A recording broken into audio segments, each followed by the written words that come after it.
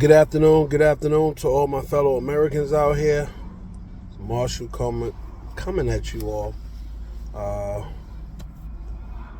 out the United States, of course, of America. Once again, to all my fellow Americans, good afternoon to each and every one of you. I know all of you are not doing well. Some of you are doing well. Some of you are going through anxiety beyond measure. You're dealing with sleep depravity and all. New York City, Governor Hochul blasts Republicans after House passes Trump budget bill. I think if you look at it, it talks about how the House of Representatives passed its budget plan that included trillions of dollars in tax breaks as well as spending cuts. New York Governor Kathy Hochul is blasting the move, which narrowly made it through, and blasted each New York representative who backed the resolution. The budget was pushed through by just 2 votes. Now concerns are being raised over cuts to healthcare services, education, and food programs. The resolution calls for $4.5 million in tax cuts and a $2 trillion reduction in federal spending. This action could lead to cuts for programs like Medicaid. This is serious, which is used by some 80 million Americans. Meanwhile, Democrats universally oppose the budget, including Hochul. The Republican attack on our social safety network has already begun, according to Hochul. We knew that this was coming, and they were actually talking about voting today on cutting services, essential healthcare services for 1.8 million New Yorkers. So I'm saying, call your members of Congress who claim they represent the people of the state and stand up against this assault of New Yorkers, our health care, and our values. This is just the beginning, and we're not going to start down this path without a major fight from the state of New York, she said. Okay, the resolution passed just days after President Trump rescinded approval for the city's first in the nation congestion pricing program. If you're not aware, President Trump made a decision to end that program. Hochul set to visit Grand Station in an effort to push for the tolling program to remain in place. So President Trump put in, like he campaigned on, he's going to end the program to congestion pricing in New York. Now look, here's my thing, right? I want to say this to each and every one of you, my fellow Americans, whether you're Democrat or Republican. This is how it goes. Democrats blast Republicans. Republicans blame the Democrats, back and forth, right? I think we need to take accountability.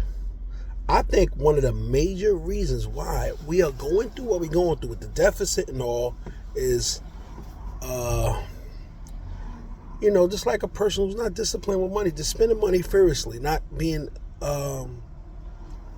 accountable to the spending, not being worried or concerned about the spending, feeling like, as long as I got currency, it's all right. But I will say this in closing to my fellow Americans. All these outside funding that we're doing to all these different countries and stuff like that, now is the time we have to take care of home. These cuts are essential to happen. Why? Because we as a country is on the verge of becoming bankrupt. Who is to blame for that? I mean, I'm 47 years old now. I remember under President Clinton, great economy, no deficit. We was great. Then what happened? We got into the Iraq war. We went in the hole from there. President Barack Obama came, did the best that he could. President Trump came, did the best that he could when he had what he had. President Biden came. I don't know why they let open the borders. I don't.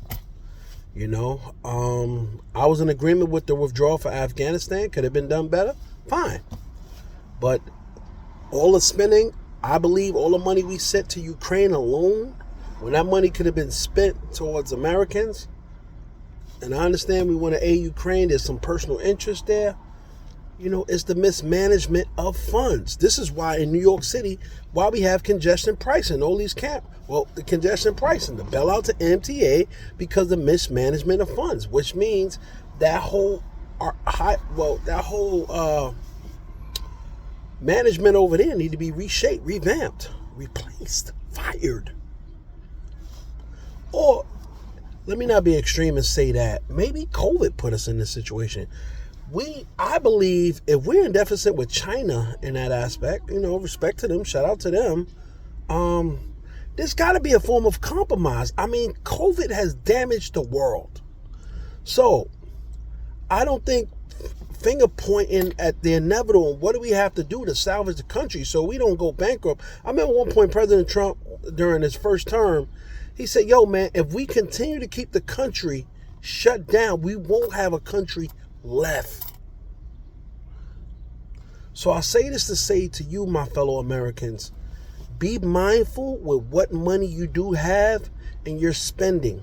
Be mindful. If you're in the middle class, you're in the poor. I mean, if you're in the poor, these things are going to affect you. I mean, you know what? Now is the time to really go over your budgets. I agree with Governor Hochul. You got to talk to your congressman, not necessarily based on what's going on, but you have to find out what programs are essential, what jobs are available. This is all about money at the end of the day. So these things are essential to happen. There's people that receive Medicaid and they need Medicaid, and insurance is expensive. This stuff is money. A lot of people need these programs. Some people, let's be honest, they don't need it. They're milking the system, they're scamming the system and everything getting over. But unfortunately, some people got to pay for what other people do. It's like one bad apple spoils the bunch, unfortunately. So all this international spending, all that stuff need to be cut. If it's up to me, no more funding to Ukraine. No more. No more. We're in the hole ourselves. Now, I'm in agreement with how the president is trying to end that war over there. Trying to, and one thing I don't understand, why are people giving Mayor Adams, why is he getting so much flack for sitting down and meeting with, and it's a Democrat, mind you, why is he getting so much flack from his own party? His black Americans, black New Yorkers. You have a black man that's trying to get rid of all these illegal stuff that's going on, whether gangs or the illegal migrants that's here, that's causing crime, raping people, children disappearing. He sat down with the border czar and he's getting flack. Oh, you shouldn't even sit down with Trump. It doesn't make any logical sense. This is why people are afraid to still get on the trains. I wouldn't want to get on the train. Not because I'm afraid. I'm afraid of what I might do to somebody that try to threaten my life. Now, I'll be in a position where, I might have to take your life. I don't have money for no lawyer like that for a defense case. And hopefully, Big Crump will come to my rescue in the black. I don't know. You know what? The scriptures teaches that a wise man foreseeth evil and he takes precaution, or he flees. I avoid situations to not put myself in a position of confrontation or temptation I might not be able to resist, or put myself in a position where I know there is danger. So now, because he meets with Trump and all of you have so much hatred and envy towards this man, why? Because he's rich. Oh, he got his father's money. Yeah, he got his father's money. He flipped it. Yes, he was bankrupt, and all this foolishness that people talk about. Brothers and sisters, my fellow Americans, we are in the land of the free, home of the brave. You have the same opportunities that he has. You may not, and everybody's not as fortunate. That's what it is. But be grateful for what you have. I said in my other video, or on my other channel, if you have both of your arms, both of your legs, your feet, all these things work, you can use the bathroom properly, you have no mental illnesses, you're not paralyzed, you're not crippled, you have a place to stay, food to eat, clothes to wear, you're in a great environment. I mean, my gosh, you are blessed beyond favor. You're rich. What hurts us as Americans at times, we get complacent. And the main thing, the number one thing I think hurts us, laziness. This is why the AI is coming. It's here already. It's coming to take over. And we're setting it up. Why? Because we're too lazy to be good customer service people. I'm not speaking. You got a lot of great customer service people, but the majority, lazy. So going back to Mayor Adams, and before I close out, I will say this, is that, okay, he has allegations against him. Let him, they cancel so he can mayor New York. They shut it down. Oh, he's a favor from Trump. So what? We're dealing with a dire crisis here. Where is the mercy? Where is the forgiveness? We all make mistakes. We all do things that's wrong. Some people's mistakes and wrongs get exposed in the light. Some stay in the dark. My gosh, nobody's sin free. Nobody's holier than thou. My gosh. We all may commit different sins or have different shortcomings or different flaws. I mean, we're human beings. Where's the grace? Where's the mercy? I mean, should he not sit down to try to resolve the problem? Should Trump not sit down with Vladimir Putin and Zelensky to end the war? I mean, what are we talking about here, to my fellow Americans? What you need to do, my fellow Americans, is stop being so concerned about what's going on over there. You got to be concerned about your own household, making sure your children is not so much influenced and getting themselves killed or getting themselves locked up or committing suicide at rapid numbers. You got to be concerned with that. You got to be concerned with your own health to make sure you're not in a position to be homeless. You got to make sure you're not in a position or putting yourself in a position to become diabetic, avoiding certain foods so you won't get cancerous, or even deny yourself for eating certain things that you know that's not good for you, because you know you need to stay around for your families.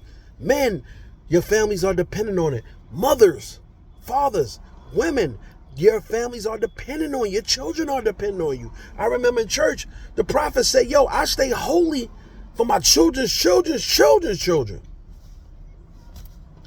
My fellow Americans, and I'm not trying to get religious with you guys, please. I'm not. I'm just making a point. We have to be mindful of what we have. These cuts are necessary. I don't want none of these things cut. Medicaid, none of that stuff. These are essential. And these are not going to be permanent. It's going to be temporary. But you know what? I said in the other video, we as neighbors need to bond together, help each other out. There are people in neighborhoods, they don't even know each other. I got people on my block I don't even know. I need to meet them. I mean, obviously you're not going to get along with everybody. You can't trust everybody. But my gosh, we can be cordial. Don't assume. We need to bond together as fellow Americans and help each other in the times of need. Whether you're black, white, Indian, male, female, gay, non-gay, transgender, all. We need to help each other out. We're dealing with some serious times here. I'm not here to bash the Democrats. I'm not here to bash the Republicans. I'm not here to bash anyone. But I will say we need to help one another. It's always quick. We always quick to point the finger. Yo, Michael Jackson said the best. If you want to make the world a better place, take a look at yourself in the mirror and make a change. That's what I'm trying to do. I'm trying to change myself so I can be able to help you. Can't help you if I can't help myself. So my fellow Americans, be patient with this process that's going on. Give Donald Trump a chance. He's only been in the office for over a month. My gosh. Certain things are going to have to happen. Why? Because of mismanagement of funds. It's unfortunate. But if you know your neighbor's in a situation and you're in a better situation, my gosh, help them out. Help them out. You can't punish the rich for being rich. But my gosh, if you're rich and you have a great heart, help other people out. You can do it. Shout out to the Beast. The biggest and probably greatest YouTuber. He does giveaways and stuff all the time. Help people out. That's how we make it through this. But these things are it's intense, y'all. Anyway, brothers and sisters, have a great day. I got more content on the way, a lot I want to speak about. I just wanted to share about this thing with Governor Hochul and everything like that. The good thing is that they got to meet together. The whole thing is never in communication. Always leave an open door for communication. We can always agree to disagree, but there got to be a form of compromise for the greater good of all of us as Americans, all right? Shout out and big up to every state in the United States of America. To all my brothers and sisters out here in the United States of America and worldwide. All right? Everyone have a blessed and wonderful day. And stay prayed up. Get on your knees and pray. The Lord is still at work. Angels are still here to help you and I. Sometimes a person can walk up to you and just give you some money, help you out. They have compassion. Let us have compassion, empathy, and mercy for one another. Nobody's better than nobody here. We're only here for a certain amount of time anyway. All right? Keep marching, y'all. Peace and blessings.